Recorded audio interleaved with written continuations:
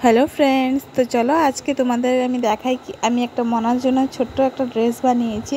তো আমি যে ফ্রকটা বানিয়েছিলাম সেটা থেকে টুকরো কাপড় ছিল, তো সেটা দিয়ে আমি ভাবছি এরকম একটা ড্রেস বানাবো। তো অনেক অল্প কাপড় ছিল, সেটা দিয়ে হচ্ছিল না, জুড়ে জুড়ে জুড়ে জুড়ে আমি বানিয়েছি। তো কেমন হয়েছে অবশ্যই কিন্তু তোমরা জানাবে। তো আমি উপরটাও কেটে নিলাম, আর দেখো নিচের ভেতরে তো লাইলিন আমার কাছে নেই, আমি ঘরের টুকরো ধুতি ছিল ওটাই কেটেছি। তো আমি একটু আমব্রেলা টাইপ কেটেছি, মানে রাউন্ড করে, আর এই যে এরকম টুকরো টুকরো টুকরো টুকরো মানে লম্বা লম্বা করে কেটেছি, এটা আমি কুচি দেব।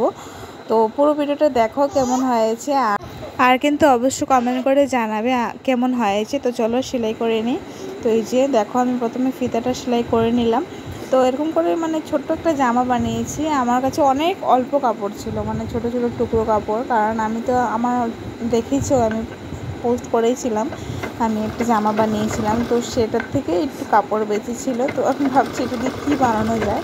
তো ভাবে চলো মনার জন্য একটা সেম টু সেম ড্রেস বানিয়ে নিই, পরে ভিডিও করা যাবে ওকে নিয়ে।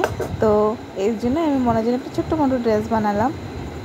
তো এই যে দেখো কেমন হয়েছে, তোমরা কিন্তু অবশ্যই আমাকে জানাবে কমেন্ট করে।